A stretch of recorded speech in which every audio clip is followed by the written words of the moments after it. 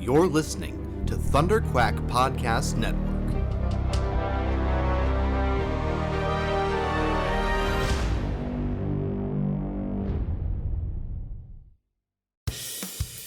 This is the Thunder Quack Podcast, the official podcast of Thunder Quack Podcast Network, where anything can happen. So strap yourselves in and hold on to your butts. It's Thunder Quack time!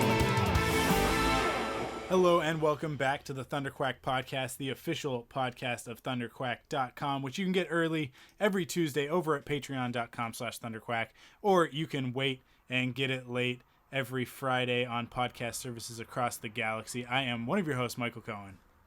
And I'm your other host, Amanda Conkin. Wow, it's gonna be a weird week. I think it's gonna be a weird month, but man. We kind of talked about it when the quarantine, self-isolation, social distancing, whatever word you want to use for it, the pandemic started, that eventually stuff was going to start to dry up. And yep. I think we're hitting that period where now also we're in the summer now. We're in July, which means, there's generally not a lot of new content, except this is usually when the movies are happening. Right, yeah. But no movies. I saw a thing on Instagram the other day from one of the accounts that I follow that it's been a full year since a new MCU movie was released. And I have to imagine it, with no sense of like wit or irony, that is one of the reasons why I am so frustrated and upset and like quick to anger at the moment, because like the last thing that was supposed to be a thing that brings me joy, we're going to talk about it in our main topic, was a huge letdown. Right. And so it was like, well, what's on the horizon? Black Widow. I bet it's going to be good. Let's get to Black Widow. When we get to Black Widow, then we're going to do this, then we're going to do that. We got Eternals later in the year. We got this, we got that. Venom 2 was supposed to come out this year. Like all these things, like what we gear up for every year when summer movie season starts. And it's like, here's the first domino. We're going to knock it down. We're going to ride this all the way out till Christmas. Right?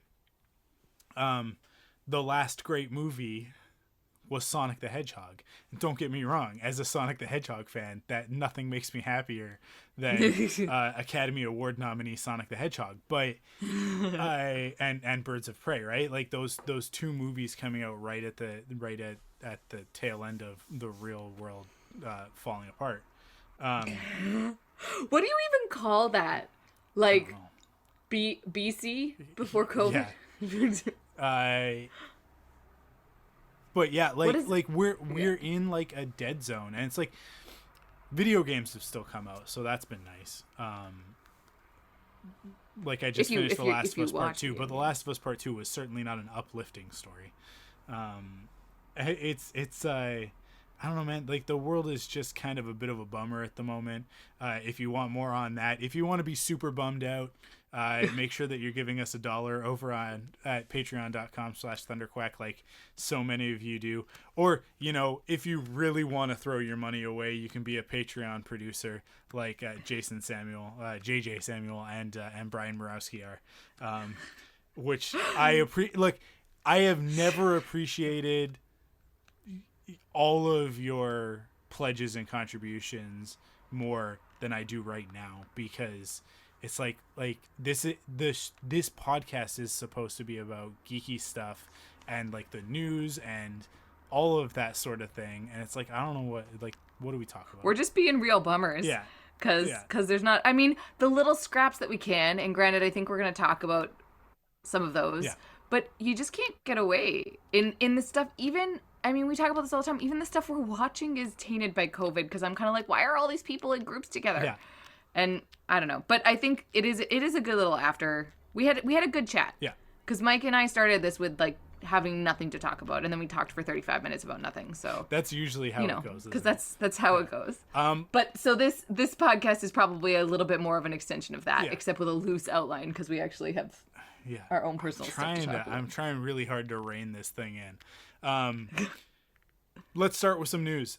Clone High is officially coming back. Phil Lord and Chris Miller are reviving the cult hit classic cartoon series Clone High, man, like, this is insane. I will also note that a similar show, Mission Hill, is also probably making a comeback, which is from that same era of networks thinking that they wanted to get into animated comedy, because The Simpsons obviously was a huge success from way before that, because we're talking about like the early 2000s.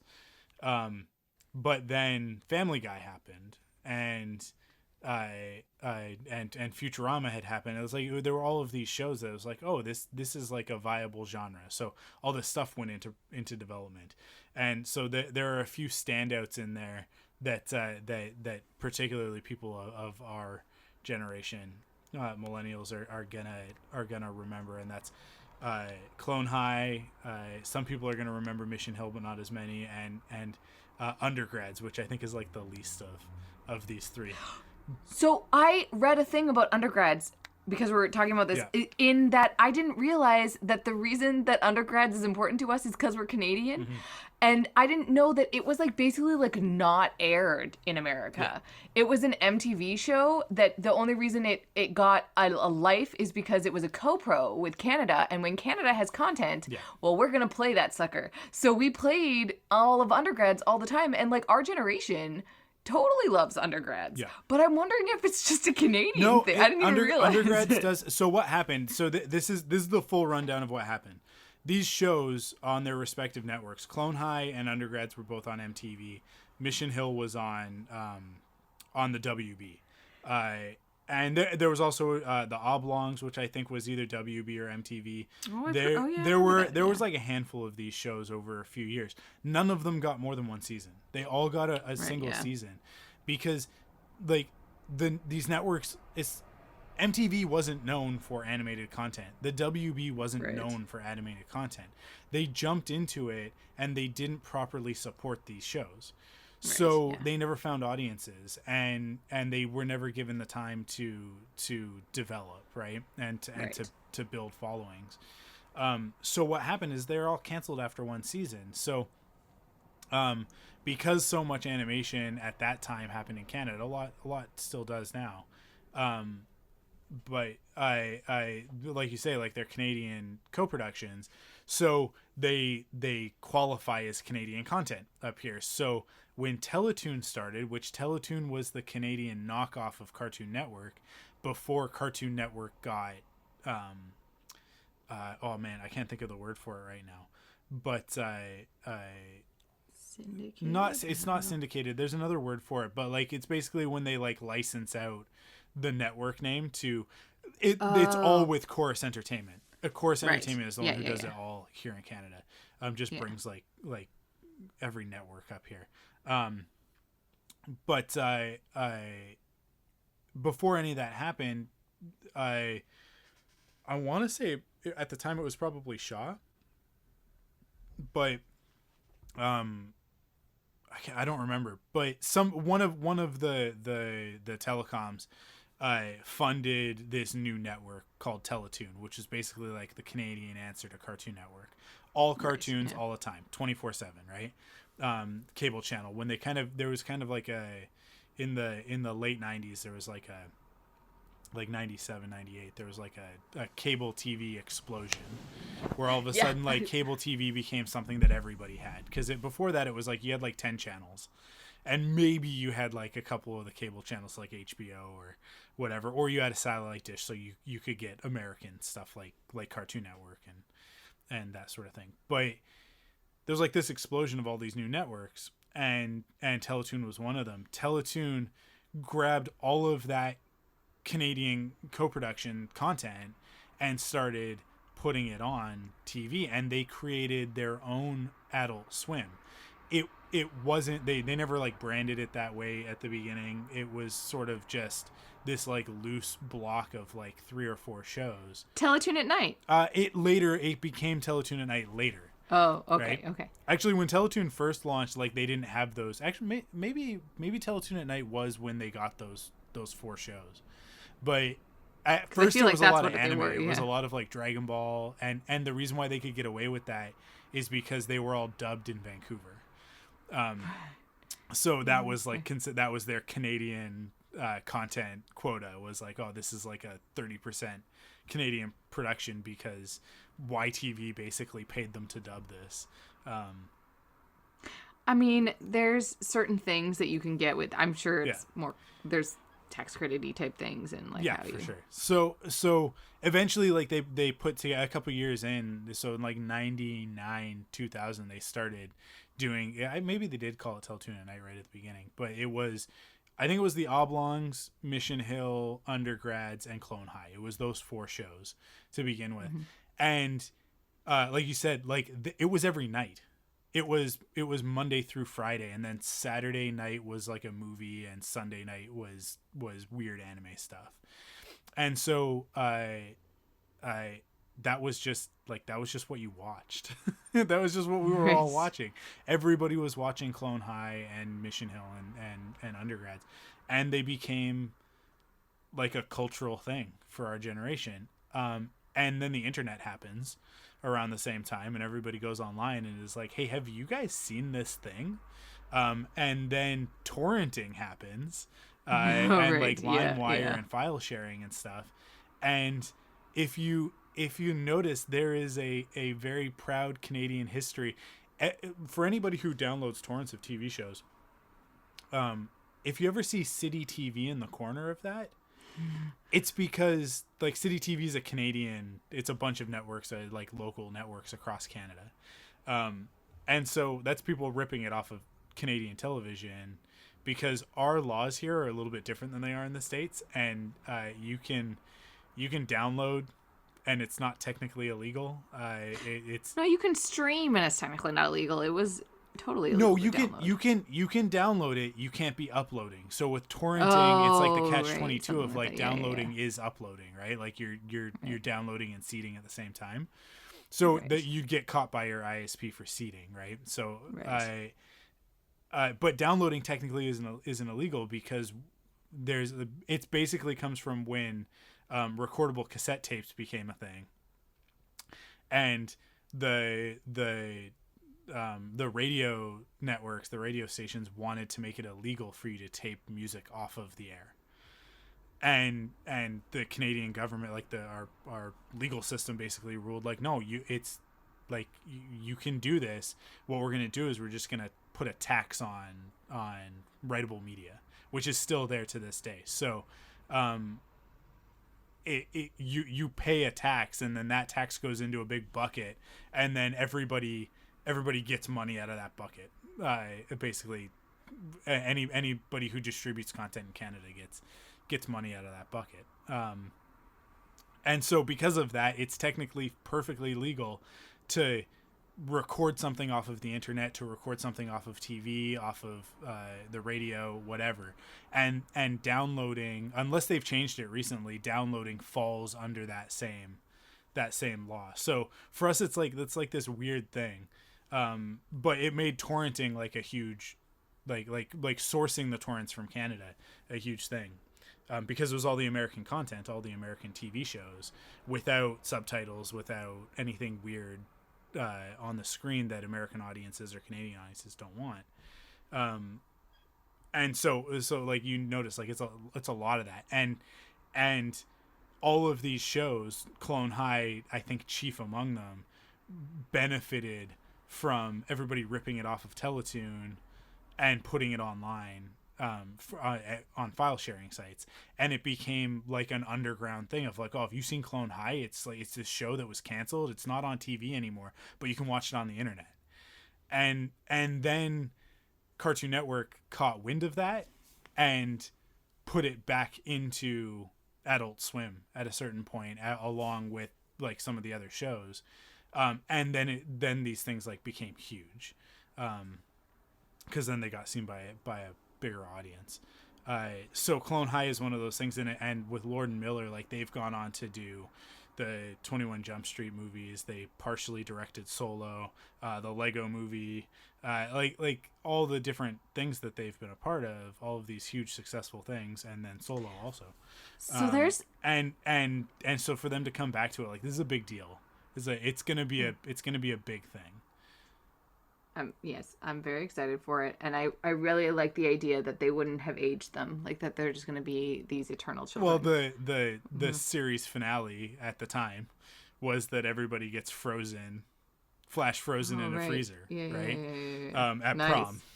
Oh man, I'm singing the song in my head. It's so catchy. It's so catchy. Sorry, I do want to just speak to this too, because you're saying stuff where I'm kind of like, I don't really know what the laws are right now, because they've been changing ever since streaming and all that stuff.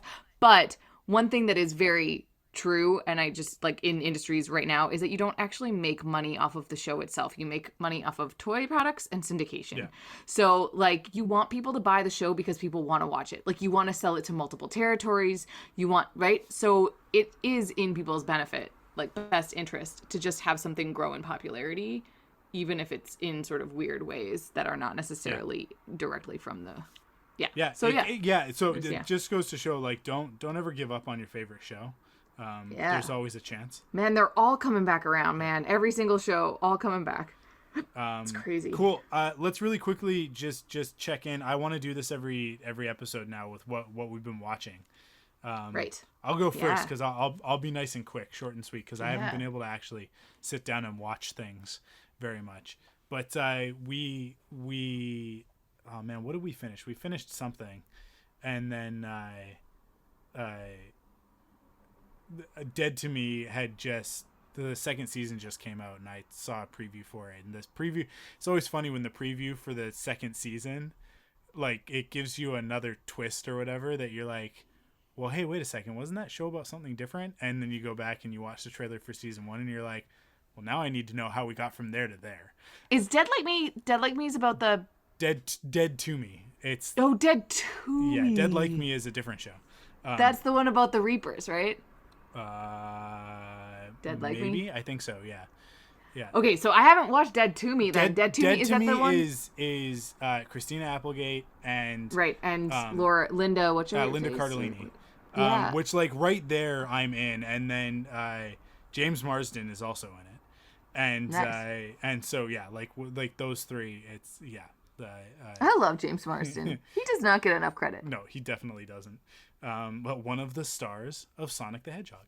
Yes. You haven't watched Sonic yet, have you? No, I haven't. You should watch it. But I will say I was gonna watch it with my mom, so it's like one of our things for when I go back that we'll watch it together. Awesome. I look forward to your reporting back on having seen Sonic the Hedgehog.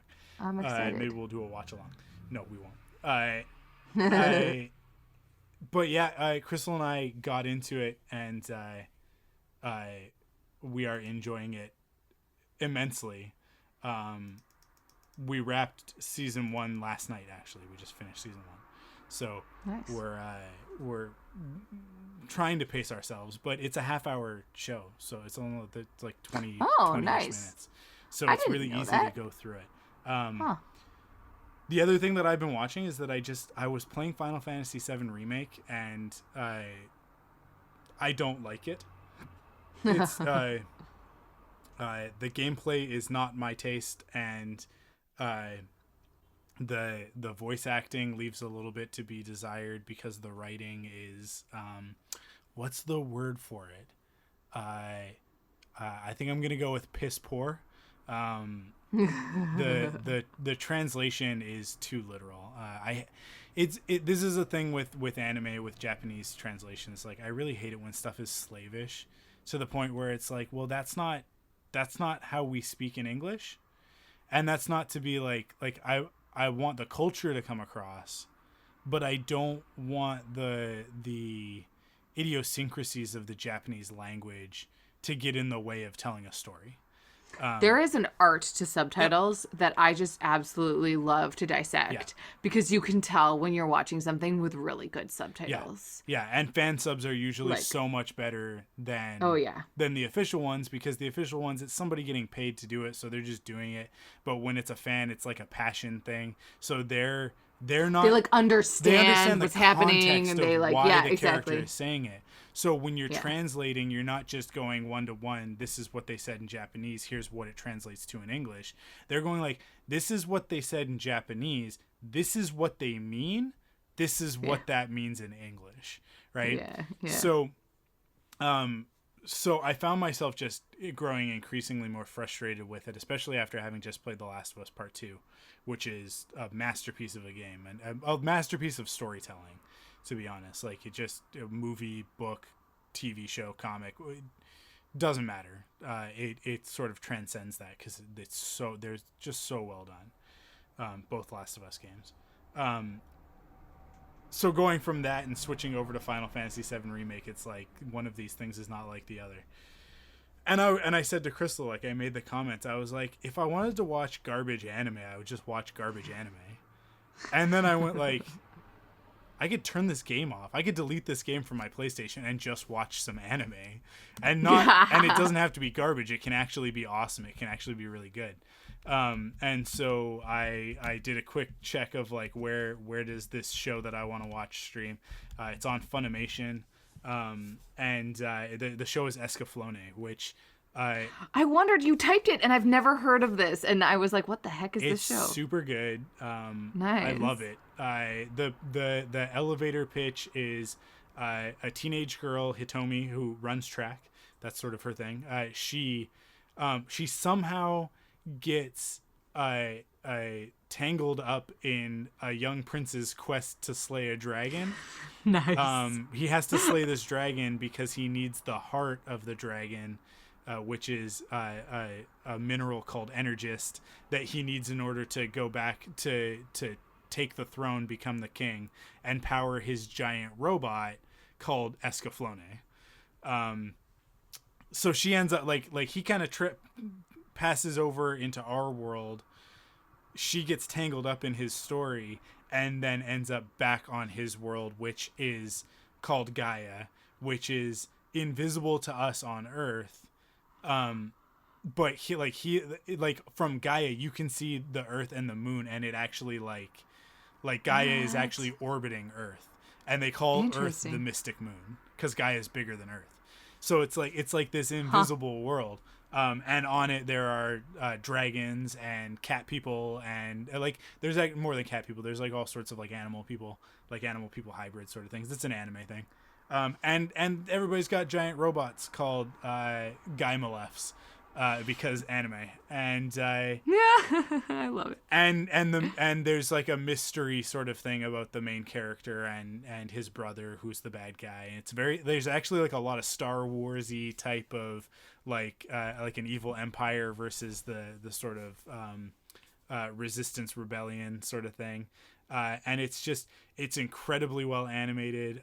It's got a beautiful HD transfer, which I didn't realize when I was getting into it. I was like, I'm buckled up. Like I want to watch through Escaflowne because I haven't in forever, basically since it aired on YTV in 2000. And I have to Google this Escaflowne. I love it. And I tuned into the first episode on my 55-inch and was like, why does this look so good? Looked it up and it was like, oh, it got an HD transfer in 2016. Cool. And it's only 26 episodes. That's cool. Yeah, and a movie. I'm always worried about anime sometimes because I'm like, am I in for 150 episodes? This is specifically why I was like, I'm gonna do it. Because I actually own it on DVD, nice. But I was like, but when I saw that it was on streaming, it's like, this is easier because it'll keep track of where I am. I don't have to switch discs, whatever. So I actually like I gave Funimation their money. They're $5.99 for the month, and we'll see if I continue after this. I know that I need to watch My Hero Academia, and it's on there, so I'll probably finish Escaflowne, and if I'm still feeling the anime vibe, I'll jump into that. But yeah, Funimation has good subs. Yes, much better than the Crunchyroll stuff, I think. Yeah. I haven't watched Crunchyroll in a while, but I will say I am not watching it subtitled. I'm watching it dubbed. I'm not one of those elitist anime people that's got to do it's not elitist. It like the thing is, and this is because if we go into my stuff, it's because I've been watching Korean stuff. Is that it helps you understand the subtitles because you start to understand certain words, so you know when the subtitles are lying to you. And like there's just certain things about the context that you get a bit more with the original language. I think. I don't know. I could just be crazy. And I don't watch a lot of anime, but I think it's like my own like adamant the reason I watch Korean dramas is because of the language. I just love it. I just love like hearing it and like the intonation and that you can just tell what they're saying to one another.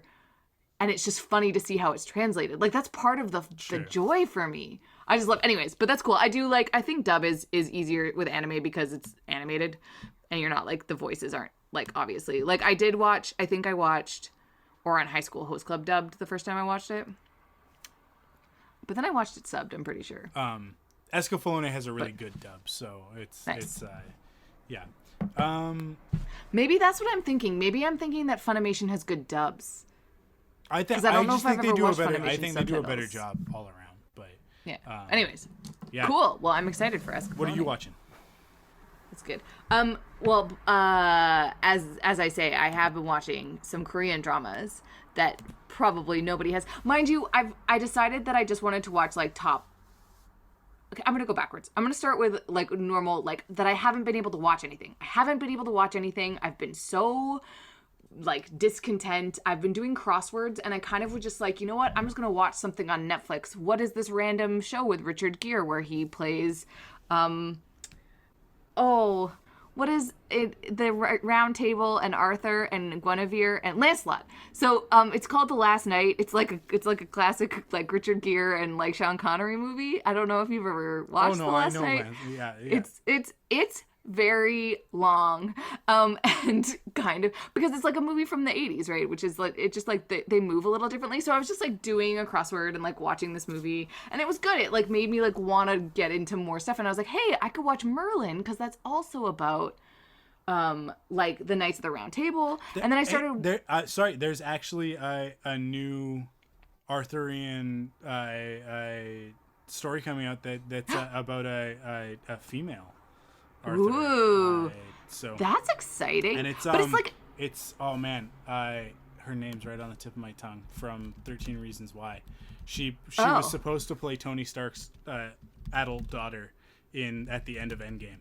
I don't know the actress. So I can't help you. I want to say something, but I'm not going to. Continue. I'm going to look it up. You look it up. But anyways, so then I started watching Merlin. Because I've never watched Merlin. And, oh boy, I love that British television just, like, casts anybody. Did you figure it out? Yeah, it's connected to another one of the things that you're going to talk about. Catherine Langford, who is also in Knives Out. Woohoo! Yeah, so. Catherine Langford. Cool. What's her she's the chick that's... Okay, yeah. I like her. Cursed is the new show. I think it's Netflix. It starts soon. And it starts... And it's a King Arthur show. Yeah. What if the sword chose a queen? Ooh. So like I'm down. I'm like, you give me some Arthurian legend, but like it's a pretty lady. Nice. Because I quite like Catherine Langford from 13 Reasons Why.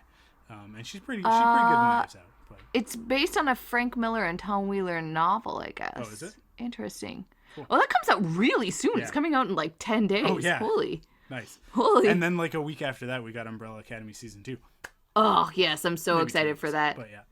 Oh, so Merlin is actually in this, and there's actually another Arthur. Yeah. Hey, there's a black Arthur. Go Devin Terrell. Cool. Yeah. Look, we're going to be talking about this show. There's no way that this show is a Thunderquack show. So this is exciting. I'm definitely going to watch it. I'm sure that I'll be able to rope you into watching it. Oh yeah. And the thing is, but this is like the kind of bummer thing is that I didn't really get into Merlin. Yeah. But the thing that I liked about it is that I didn't realize that like Lena Luthor is Morgana. And I just thought that was really cool. I just love that there's only like so many actors that act in like science fiction television, and like they're all sort of anyways. But also I really love that Merlin is so nerdy. Like he's so like he would never have been cast if it was an American show. I just love that British television is so great in like their casting that it's just they cast these like awkward looking people and they just so perfect for these roles. Like it's really great, and I can see that I would really enjoy it. So I might continue to watch Merlin. But anyways, I haven't quite gotten all the way through Merlin, but I did start it, and now maybe I'll just switch over to Cursed because that seems like my jam. But anyways, yeah, and then Knives Out, like you said, I finally watched Knives Out. I watched it with my parents, and I'm so mad that I thought, like, I just, like, had all these speculations throughout, and then I forgot that I knew who the murderer was because it had gotten spoiled for me, and I just had forgotten while I was watching the movie. Like, I'm such an idiot. You and I have very different brains. I just totally like willed myself to not want to know what had happened. It was so enjoyable. And also like there's only so many things that I can watch with my parents that we all really like. And so to find something like that where we were all like really into it, and I felt like I was really annoying because I was like, okay, it's gotta be this. And my parents were like, what are you, shush. Anyways, so, but I highly recommend if you haven't watched Knives Out, it's quite fun. Yeah, I need to do a second watch of Knives Out. Yeah, for sure. And then Hamilton, because it just came out, and I had, to be fair though, I had watched a bootleg version of Hamilton before. Okay. So it wasn't my first time watching it, but it was no less powerful. I'm going to make an effort. I mean, like, not that I haven't been making an effort since it was released on Friday, but I'm going to make a really concerted effort with Crystal to sit down and watch Hamilton before we record next week so that we can talk about it. Nice. Next week. And if I do manage to do that, I think it'll probably end up being our main topic because it's obviously got a lot of stuff with today and politics. Yeah, with today, but also theater. Yep. Like, I think it's important to talk about theater at these times, especially with our background being from theater, right? I would love to be able to talk about it. So I'll leave that, and then I'll circle right back around to my Korean dramas, that this is like me, like, it was like a trigger where I just finally had gotten back in. It took me all, like, the last 4 months, I just couldn't binge anything. I haven't finished Parks and Rec. Like, I started Parks and Rec at the beginning of quarantine. I haven't finished it. Like, I'm enjoying it, but I'm just, like, not, like, gripped by anything. Anyways, I had started this Korean drama called My Love from the Star, which is about an alien who has lived in Korea for 400 years. So it was, like, this perfect... And he falls in love with a movie star.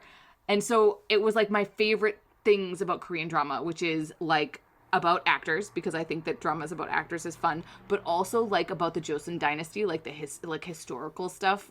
It was like all mixed into one, and aliens, like they're like my favorite. Anyways, it was really fun, and so it finally, like, because I had already started watching it a little bit, I didn't have to start it from the beginning, and I got right into it right away, and I was able to finish it this weekend. I took a break to watch Hamilton because I was like, well, I don't want to like oversaturate my brain with stuff. I'm gonna watch Hamilton, I'm gonna have like dinner, and it's gonna be my thing. But then I got right back into the Korean dramas, and then after that was done, I decided to watch another Korean drama that was like a lateral move. It's another one about a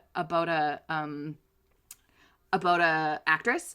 So I'm starting to watch all these things about actresses, but who shapeshifts like once a month, and she falls in love with a man who can't recognize faces, and it's the cutest, and I love it, and I'm in the middle of it right now. But I just love that like these Korean dramas have this weird supernatural bent to them, and it's just like normal romance dramas. Like they have all the same tropes, they have all the... Anyways, so I'm really enjoying watching these ridiculous Korean dramas right now, and I'm glad that I'm like excited about something on television because I haven't been for a while. And I just love that, like, when quarantine started, I told myself, I was like, Amanda, all you need to do is get back into Korean dramas, and then you'll be fine. Like that's like that's your jam. You'll and so it's taken up until now, and I'm just so pleased that I actually genuinely, like, I'm in the middle of an episode right now, and I just want to, like, when we're done, I'm gonna finish watching it, and I'm very excited. So anyways, and I just love that they just like, it's like they made television for my demographic. Like, it's so exactly what I want. I want everybody to have a happy ending. I want them to fall in love. I want all of the corny. It's just, I don't know. The TV is a wonderful thing that it just exists. Oh, you know what? I have to add something onto mine. Oh, good. Because Do it. you made me think of it. She-Ra and the Princesses of Power. Oh yeah. The first season, I never really it didn't really click. But then I started seeing stuff from the recent seasons, especially season 4, which is the most recent one, and I was like, okay, I got to get back into this. Like, I got to power through, because I think it's gonna be like Adventure Time and a couple of these other shows where it's like kind of starts off as like each episode's kind of its own self-contained thing, but then the mythology builds as you go. And I was totally right. So I got back into it, watching it with the girls, which is great because it's totally accessible and safe for them. But interesting and fun for me. So it was easy to just kind of power through it. I basically binged it with them, and then at a certain point, I was like, I'm not even gonna wait for them. I just finished it on my own. Nice. And I don't want to spoil anything because I want people to go watch it. But it is. I mean, I posted it in the Thundercrack Patreon group. It is quite possibly the gayest show on TV. Nice. In the best possible way. I've heard that. Yeah, like awesome. It's a show where if you found out that somebody was in a heterosexual relationship, you'd be like, oh okay. Like, it would be a little bit. I guess it's okay. It would be a little bit off.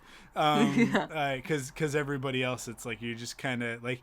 The great thing about it is that, like, it's never, no one ever draws attention to it. It's never like a reveal. It's never, I shouldn't say it's never a reveal, but it's never like a oh my god, this is such a big thing. Or like the thing that it's about. Yeah, I always think that's probably the best way to put it. It's not about that. I actually have and it comes back to too with representation in television, that it's very rare to find a show where a white woman is married to a black man and that's not what the show is about. Yeah. And that you can name them on like one hand. And mind you, I did this like 5 years ago. I haven't read it, but it's that it's important. It's an important distinction that it's just part of what you're watching. It's not like what it's about. Yeah. And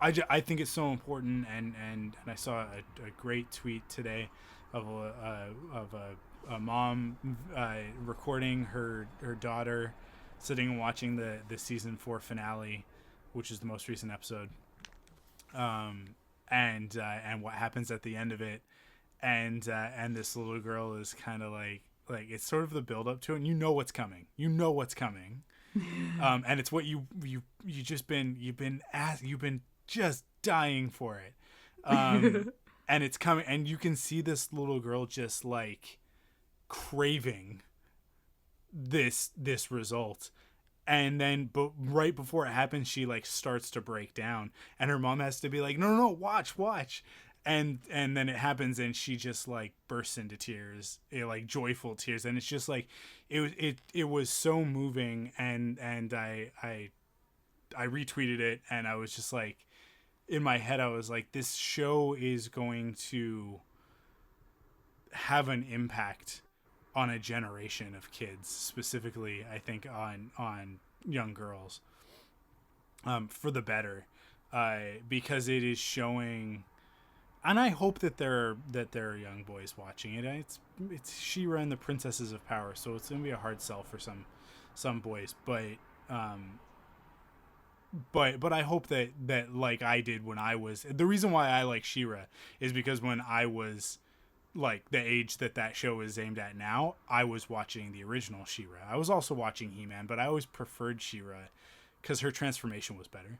Nice. I don't know, I just like, I liked the characters on her show better than I liked the ones on He-Man, as much as I also love He-Man. But it just like it normalizes the full spectrum of gender identity and sexuality in a way that I don't even think that there are really any adult shows that do it, because kind of to your point, all of the adult shows make a big deal about it. It's a thing, right? If a girl kisses a girl, it's a thing. Like, whoa, everybody stop the episode. There's a girl kissing a girl. If a guy is gay, then it's going to be a big deal because he's going to be going after a guy that he knows is gay, but that is still in the closet. So there's going to be a story about that. His potential partner coming out of the closet, and it's like that's what it is on Riverdale every time, right? Like and as much as those shows are also great and progressive and should be celebrated too. It's like, here's a show for kids that doesn't talk down to them. It doesn't patronize them at all. And it doesn't preach. It's not like this is better. It's just, this is the world, the Eternia, the planet that they live on. It's just, nobody ever says anything. Nobody ever questions it. Like if a boy wants to kiss a boy, it's like, you go get that boy, right? Like it's not about the gender dynamics and a duality and all of that sort of stuff that we are fighting against in our society. It's just like it's just fine, be you. As long as you're a good person, that's the only thing that anybody cares about. As long as you're heroic and loving and caring and the other thing about the show that's so great is that like all of the problems are solved with friendship, love, compassion, all of that. And it's just like, but again, not in like you have to put down your weapons and hug it out. It's like, no, it's just like the characters don't go after solving it that way. It's just like when She-Ra shows compassion 3 episodes later, that ends up having consequences that now we can defeat the bad guys, right? Like it's right. It's done in such an expert subtle way.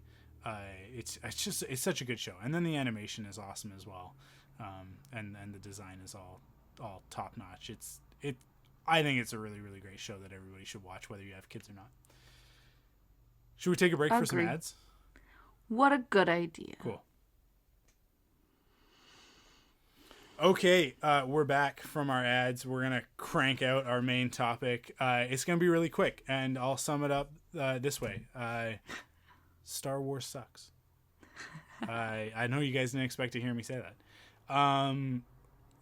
Maybe I need to unpack that a little bit. Is that... Maybe. I mean, I was curious where you were going because you wrote it on this breakdown. Okay, Mike made me read a document for today's podcast. So we usually don't have to do documents. I'm going to make you do it every week now.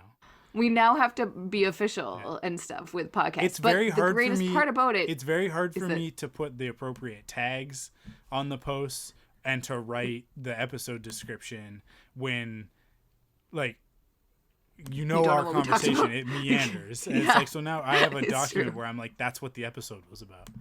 I do like it. I wrote down vaguely what I was going to talk about, and like Mike wrote in the document. He's like, write the names out, and so I did. But I saw you say Star Wars sucks, and I was like, you know what? I'm just gonna let you run with that one, whatever you'd like. Yeah.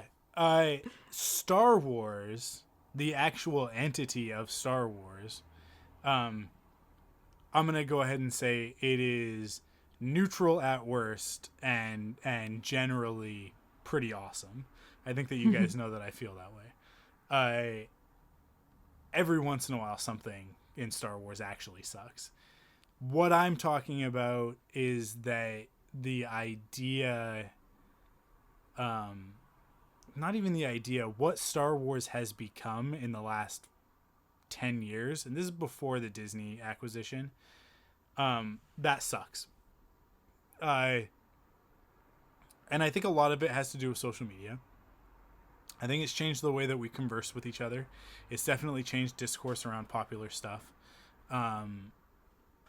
Star Wars being one of the most popular things, the discourse is vast, to say the least. And there are... I think what we're experiencing with the Star Wars fandom right now is not that different from the splintering of Christianity. If I can be so bold as to make this analogy with it. Although I don't even think it's an analogy. I think it's a one-to-one. Like, they're the same thing. Star Wars is a religious experience for some people. The way that people treat canon versus non-canon, the way that movie releases are treated as doctrine and dogma, it's like it's scripture, right? To the hashtag true Star Wars fan TM, right? And it's created a dynamic where your interpretation of Star Wars might not be the same as somebody else's interpretation of Star Wars, and rather than have a conversation about it, tribalism ensues and camps build up, and if you're not in this camp, then you're in this other camp, or you're in this other one, and if you don't like this, then you can't like that. And I don't think that The Last Jedi and The Rise of Skywalker created this dynamic, but I do think that their shortcomings are amplified by it. And it's making being a Star Wars fan not fun. It's making it a lot of work, and it's making it really, really difficult. And it's been especially bad since The Rise of Skywalker came out. No, I am gonna say The Rise of Skywalker, I think, is an objectively poor film. And the further away we get from it, the more confident and comfortable I am with saying that. It's really difficult because it is the final installment in a 9-movie saga, of which there are 11 movies. Really, because there's Solo and Rogue One as well, and we want these things to be the best that they can be. The Rise of Skywalker does not live up to the potential of Star Wars. It just doesn't. And that's not even just, like me. That's really me trying to remove myself from it, my own beliefs around Star Wars, my own ideologies around it, and just understand the structure of what Star Wars is. From a mechanical standpoint, from an objective, like the things that we can quantify about Star Wars, and whether or not The Rise of Skywalker does those things well, right? And I think that if you go back to our watch along, it is quantifiable. There are a lot of serious problems with that story that don't hold up to scrutiny, that don't link into other things. And that actually, like, straight up just contradict, not rewrite, not reimagine, not put things in a different light. It's just straight up contradict. Like, we're just going to ignore the fact that Palpatine died because for the story we need to bring him back. So we're not going to address how. We're going to make some really vague allusions to that, and we're going to let, like, the sloppiness, the laziness, and the arrogance of whatever, some other writer will come along and fill in my plot hole later. That is the attitude of that movie all over the place, right? And I think that has made the discourse around The Last Jedi and Rise of Skywalker really difficult and really toxic, but it's because you've got people that are reacting to different things in it. All of that is to say that I have found a weird oasis in the midst of this desert, or actually that's not even the right analogy. I think it's the eye in the storm. And don't mix those analogies. And that is female Star Wars fandom. And I'm trying to be really careful to tread lightly in that territory and observe and listen as much as possible, and to when I do interact, to try and do it in a very positive, constructive way, and to keep my criticisms to myself because they're not needed. But what I'm finding is that part of the fandom is so much more constructive, wholesome,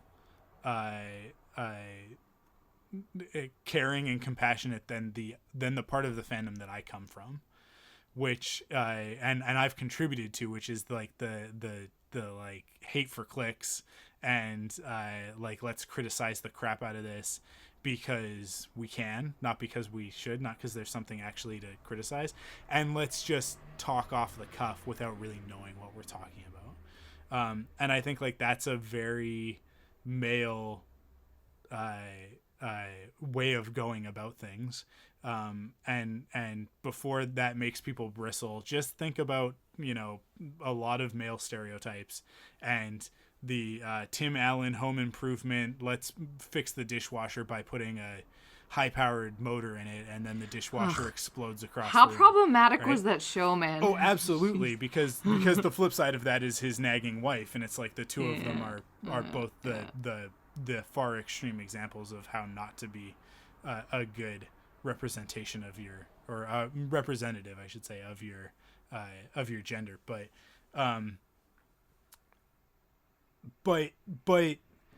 like those stereotypes exist for a reason, right? That's a common phrase.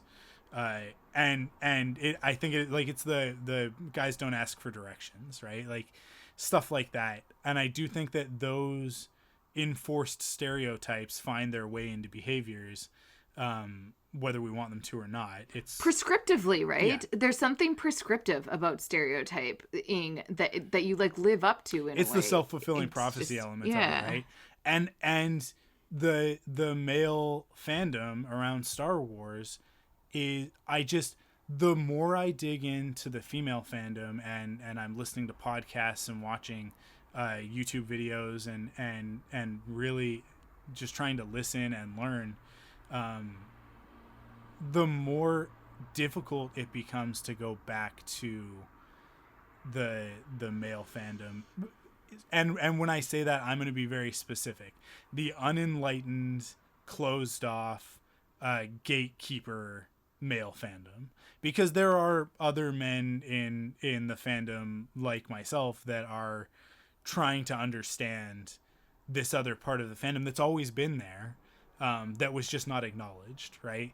And so there are and I like to think that we're all allies, and that's the reason why we're doing this work, is because we're becoming aware of like, dang, we've been ignoring this part of of a culture that we're a part of for so long, and that needs to be corrected, right?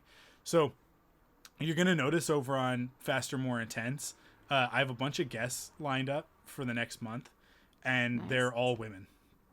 They're all women, Woohoo. and I didn't necessarily plan it, but when I said to myself, who do I want to bring on the show, it's all the people that I've been talking to about Star Wars lately, and it's women.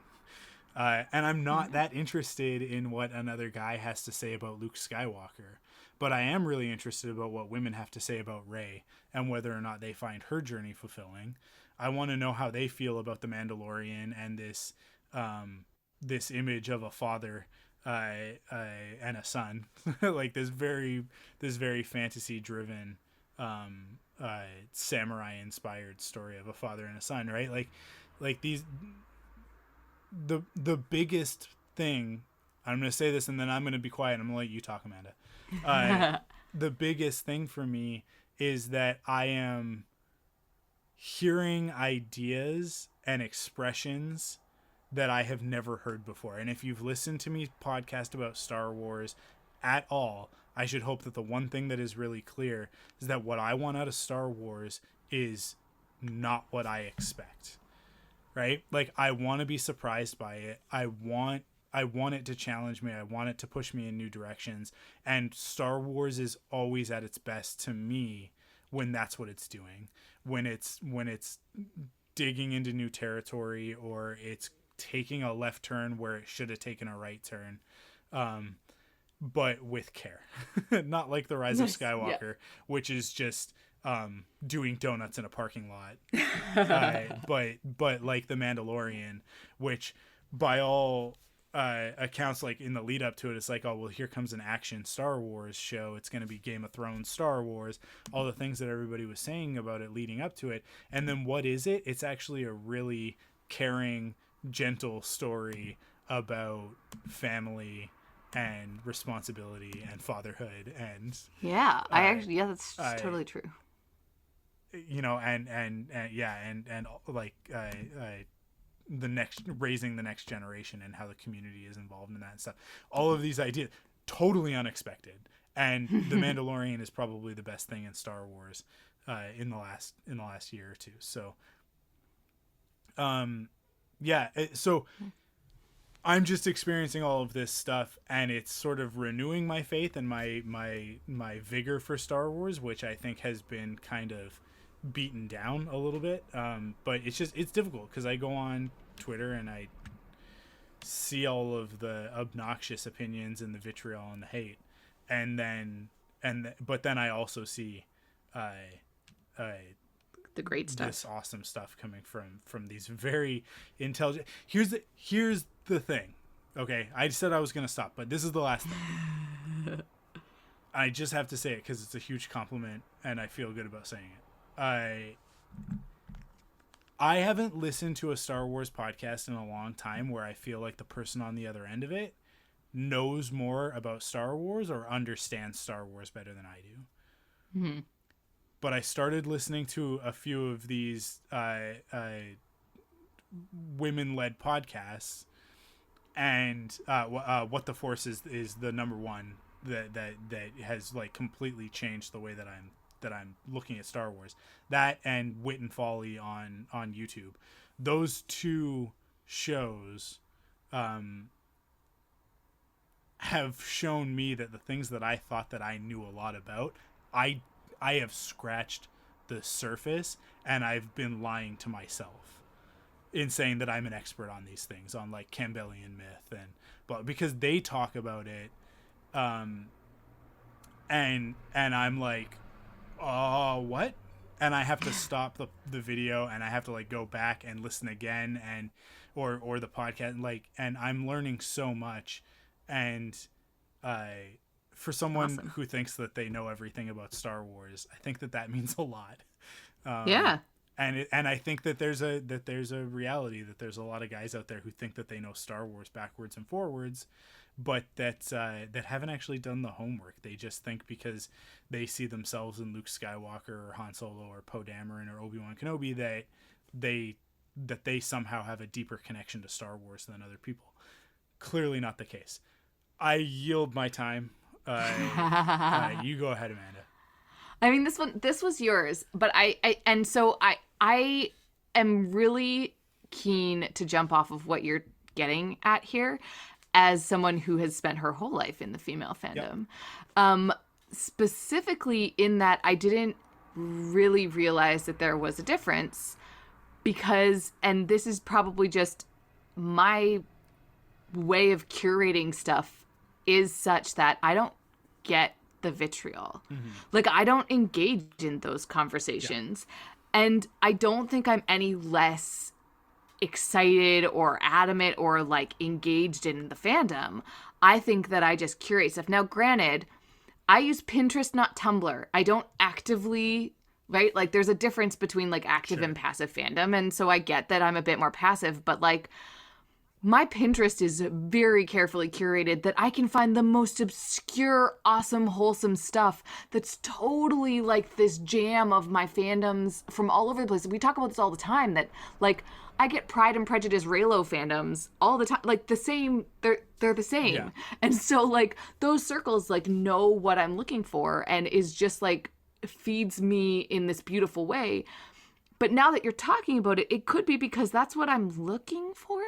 Like, and maybe there's something about that, right? That I don't come to defend or come to fight. I come to enjoy. And there might be a little bit of, if we're going to get into that gendered discussion, which I think is important because that's like at the core of what you're talking about here, is that sort of self-righteous soapbox that people have to feel like they can't be talked down to. I mean, women get talked down to all the time. Mm-hmm. And so we live in a society in which like you're not going to get your back up or get riled up. You're kind of like, well, you're wrong and I'm right. And so whatever, I'm not going to engage with you right now because that's ridiculous. And I know myself better than you will. And that's very reductive, and I understand what I'm saying is very reductive, and I understand that there are a lot of terrible people of all genders out there that just want to be mean and engage in these hateful ways. But at the end of the day, when I love something, I find people that also love it for the reasons that I love it. And I actually, this is so weird and tangential, but I hung out when I first got back to Vancouver. I had a friend who was staying at my house, and she had to come over to grab some of her stuff, and we sat out on the patio, and just she set herself up to like tell me this story that she thought that I was just going to be like disagreeing with her, where basically she said, well, we're in the middle of a pandemic and I don't have any crushes right now because you're not really seeing people. And you're like, well, I have just as good a chance of, you know, seeing Chris Evans as I do all these other people. So right now, Chris Evans is my COVID crush. And I'm kind of like, oh my God, me too. He's my favorite Avenger and blah, blah, blah. And she was like, I did not expect, nobody has been saying that. And it's like, well, it's because it sort of comes from like, it's not an obvious choice, and it's a conversation that I just sort of, I'm like, why would I counter you, or why would I get an argument with you telling me something? I'm not going to be like, that's a stupid choice. I'm going to be like, hey, I like this person. I have similar thoughts as you, because I've surrounded myself with people that think like me, even though, I mean, this is my friend that like I read very few of the same books. She's very cerebral, and she watches stuff that I just don't understand. So I just love to be able to connect with her every now and then about certain things. So it's not like we don't fight about stupid things, but when it comes to like stuff that you're passionate about or stuff that you love, I think that that's just a way better place to come at, is to find people that just love it with you and then just enjoy it. Like, well, that's the point of fandom to me. And you talk about this all the time, and so I'm not unfamiliar with it. I understand that there's like this vicious side of the internet and all the stuff that happened with Kelly. Yeah, Kelly Marie Tran. Yeah, Kelly Marie Tran. Like I get that exists, but I think part of it is maybe I'm just willfully ignorant, right? Because I engage with what I engage with, and even just in my life or in my work, I have a tendency to, like, when people are talking to me, they know what they can and can't talk about. Like I've had times where like people have been starting a conversation where they're like, oh, maybe we shouldn't talk about that because Amanda's here and she'll have problems with us saying stuff that's like a little bit sexist, and I'm kind of like, yeah, I will. So that's fine. Let's talk about something else. Great. So I sort of, I guess, pre-curate what I engage with. And so maybe I'm not the best litmus test for this conversation, but it's to say that I think that what you're talking about is, I'm hoping, like, I'm not the only one of my kind, right? In terms of like just women that love stuff and want to talk about it and want other people to talk about it too. Like that's not, it wasn't until I got older that I realized that not everybody like spent an entire summer in their childhood watching Star Wars over and over and over again. And that like being a nerd was a thing, or being a geek was a thing. And me, even like 10 years ago, 15 years ago, I was a terrible human when I was like 18, 19, 20 and like through college. Like I probably wouldn't be friends with me now. And I just like leaned into it and just started loving stuff passionately, but it never went away. It just became more vocal when I found people like me on the internet. So, or like spaces where I could just be who I was. And when I found my friend circle, and when you find the people that you can talk about who then show you like fan fiction sites, like I didn't read fan fiction on my own. I found that because, oh no, that's not true. I did read that. Well, no, I had friends that would like share stuff with me, and I just found your way on the internet. And because I had these wonderful like my first fan fiction ever was a Twilight fan fiction that my friend had sent me because I was sad that Twilight ended, and so I read another, and it's like to this day I have reread that fan fiction a couple times actually. It's just because the thing is, it matches the book pretty well in terms of like literary quality. And so it just seems like a continuation, and I enjoy it because I wanted to live in that world a little longer. And I had friends who knew that I wanted to do that. So it was just nice that, anyway, so I'm very excited that you are finding this for yourself. And I'm glad, like, that is a way that I would choose. Like, if you, I don't understand what the point is of loving something nerdy if you're just going to like fight about it. Again, make the world a better place. Was that something that we were talking about on this or in the post podcast? I can't even remember. But just like finding ways to make the world like suck a little less. And I think that like that's one of the purposes of geekdom and of fandom. And if there's ways that you can do that, why would you spend your time being angry on the internet? There's so much better things to do. Unless you're being angry at Nazis, in which case you should probably continue to do that because definitely they deserve to be yelled at. Yeah, I don't know. I mean, I think that it's just the social encoding that boys get, where it's more important to be right than uh, uh, kind. I think Right? I'm having a hard time putting it together because I think that's what it is that it's like or like weakness. It's to show weakness, Yeah. right? Like it's like if you can't win, then you're lesser, and that's part of that ingrained sort of prescriptive norms, right? It's specifically the thing that I feel like so many men who don't like The Last Jedi are responding to with Luke's character. He doesn't Is that he doesn't fight. Yeah. Right? And they see his actions in that film as a weakness and a loss. And they're upset because they think that Luke Skywalker is supposed to win. But in the same way, like it's interesting, and I do try challenging people every once in a while when talking about this stuff. But it's like, what about Obi-Wan and the way that he dies? Do you consider that a failure or a victory? Because I think that it's very clear to Obi-Wan when he says to Vader, strike me down and I'll become more powerful than you could possibly imagine. He's already won. Right? Before he even steps foot on the Death Star, he already knows whatever happens to me, this won't be the end. And it certainly won't be for nothing, right? So like he like that's the way that Obi-Wan's story plays out. Now, Luke comes at it from a slightly different angle because of what his story entails, but it's not that different. His apprentice turned on him and everybody and the order and slaughtered everybody. It's like it is the same story, and he goes into exile, and he does that because that's what he learned from his teachers, right? Right. Yeah. So, and that was Yoda's point, is like, you weren't supposed to copy us. You were supposed to be better. If you hit this challenge, if you saw in Ben what we saw in Anakin, you were actually not supposed to treat him the way that we treated Anakin.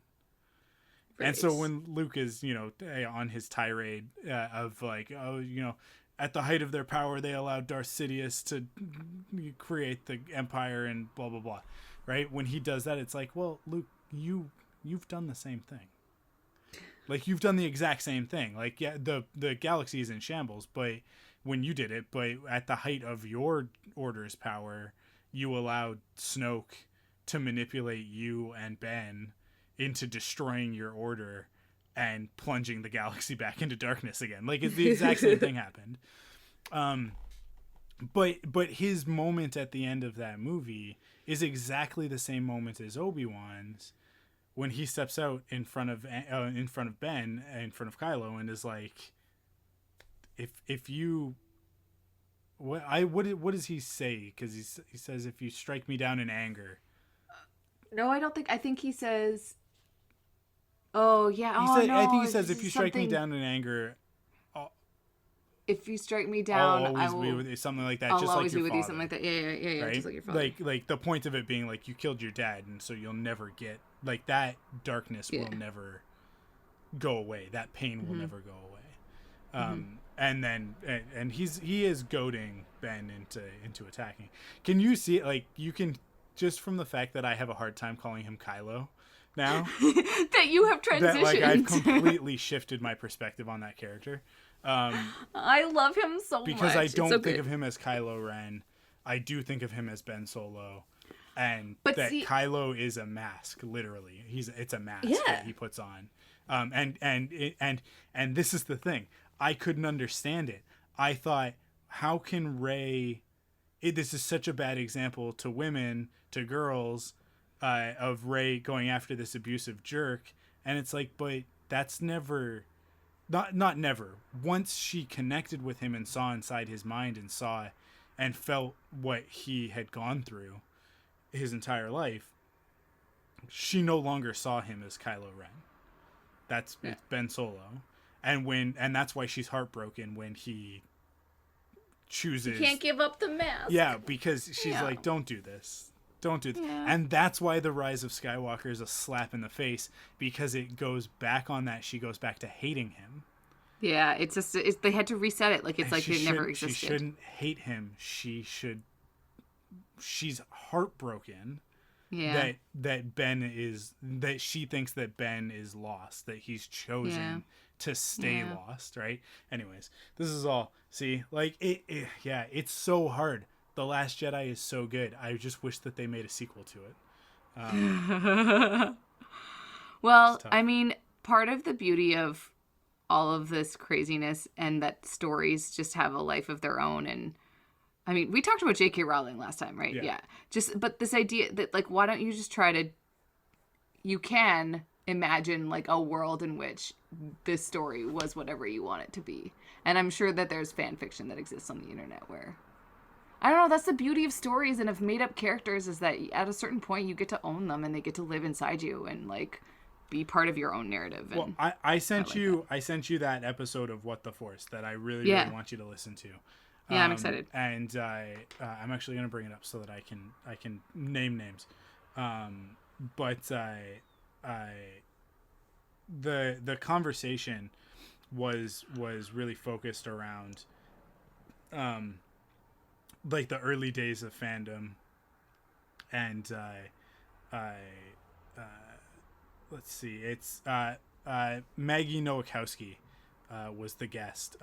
Marie Claire Gould is the host of What the Force, and she had Susan Bailey on, who was a regular co-host guest sort of thing, and then they had their guest Maggie Nowakowski, who has been a Star Wars fan since day one, and she was an adult when she first saw Star Wars, so she has a very different perspective on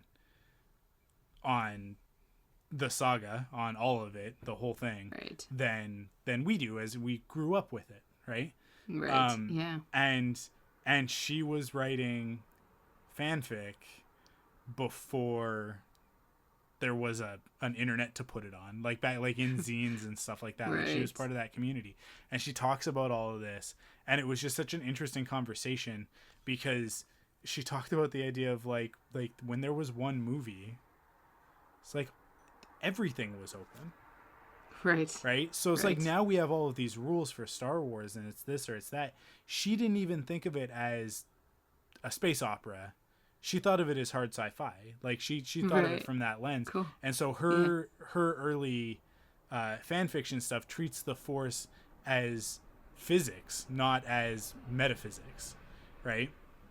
And it was so interesting to hear this person with a 40+ year history with Star Wars talk about it, and then she gets into some ideas about the stories and the characters that it was just like enlightening is the best word to describe it. I cannot recommend this episode enough to Star Wars fans if you want to just hear some perspectives and see some things from an angle that you may have never seen them before.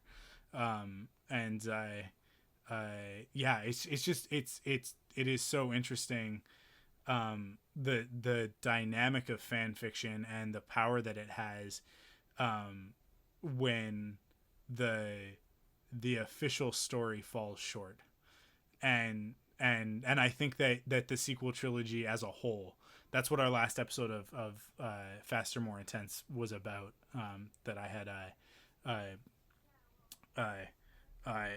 Samantha Cacho, she came on and we talked about the sequel trilogy, and whether or not it's like cohesive, whether or not it's like what's it about, what's it supposed to be about, right, as opposed to the original trilogy and the prequel trilogy, which have very clear themes and are very easy to parse in that way. And then the sequels, it's like it's so difficult because they're so disjointed, all three films, to figure out like, what is this story supposed to be about. I really, really, really want to read what the script was before Carrie Fisher died. Well, I think there was no script. Like, there wasn't a full script, right? Like, that's the thing. That's part of the problem, too, is that they didn't know they're going. It has now reached the time that I said I would podcast until. Yeah, we are done. Yeah. But that's awesome. Anyways, I'm excited for Faster and More Intense, though. That's cool. Yeah, chatting. I don't know. It's a nice journey that I'm on with that one, and I mean, like, eventually I'm gonna get back to bringing on the regular guests and stuff like that we have on.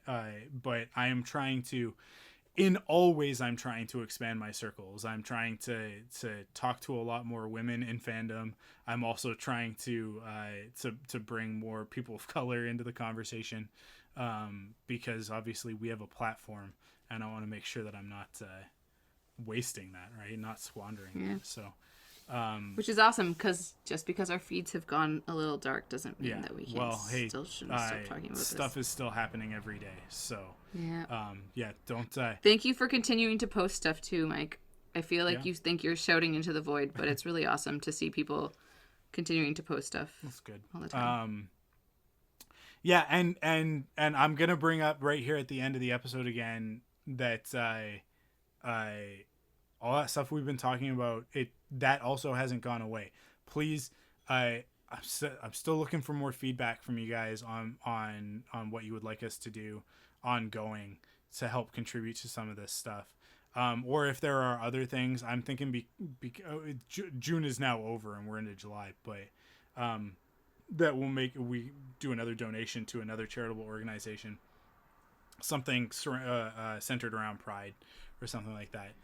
Because our Pride's coming up August long. So in Vancouver. So just like if anybody's got any suggestions or a charity that's important to them, pass that along, and we'll. I want to try and make that a regular thing, along with everything else that we're gonna do. So. I like it. Cool. Well, I guess that's it. I guess that's the episode. Yeah. Thank you guys for listening. Sorry, were you gonna say something? No, and just that we found stuff to talk about, as we always do, I guess. Of course, you can go to thunderquack.com to check out all the other great podcasts in the Thunderquack Podcast Network. And if you want to follow us, you can do that over on Facebook at facebook.com/thunderquack. On Twitter, I'm going to get this eventually. I'm going to get this down. I'm so close. On Twitter at ThunderquackPod, and on Instagram at ThunderquackPodcast. You can also follow us individually on Twitter. I'm at Akonkin, Akonkin. You can add an 86 to that for Instagram. And you can follow me on Twitter and Instagram at Arkwolf, ARKWULF. Thank you for listening, everybody. If you want to support us, you can do that in 3 ways. First, by leaving a 5-star rating, if you would be so kind, in the podcast service of your choice. Particularly on iTunes, it helps with the algorithms, I'm told, and other people will find the podcast. So we would love it. We want to talk to people. If you could do that, we can grow our community and have even more awesome conversations with you guys. The other ways are by going to store.thunderquack.com to pick up some merchandise. I actually do have a couple of ideas for some new shirts, so or new designs really. So I'm gonna hopefully get to work on those soon. Over at store.thunderquack.com. And last but not least, of course, as we mentioned before, patreon.com/thunderquack, where you can kick in with your monthly pledge of support and get all kinds of awesome rewards in the process, like getting the podcast early, ad-free, the uncut extended edition, all that stuff over at patreon.com/thunderquack. Thank you to everybody who does support us. You guys are awesome. We couldn't do it without you, especially our Patreon producers, JJ Samuel and Brian Moreski. Thank you guys so much. Thank you, everyone. And hey, if you are a Patreon supporter and you haven't gotten a Facebook invite to the Facebook group, I did send out messages to everybody on Patreon last week, just because I was doing sort of my yearly cleanup of the group and kicking people out and adding people in, making sure that everybody was up to date. So maybe if you've got your email notifications turned off on Patreon or something, just log into Patreon, check that out, and respond back to me with whatever email you use to log into Facebook, because sometimes that's different from your Patreon one. So the initial invite that I would have sent didn't get to you. So yeah, just check that out. Hit me up if you want to be added into the group and be a part of the awesome conversations. And I'm gonna give a quick shout out to Mark Randolph over on Facebook, who keeps the group alive with daily meme posts. And when when he's busy, we know, because there's no memes for like a day or two, and then he'll come back like, oh man, sorry, and he'll hit us with like 3 or 4. But keeping the conversation alive over there, which is awesome, and we really appreciate that. Again, thank you to everybody for listening, and we'll be back next week. Stay safe, everyone. Be kind and wash your hands.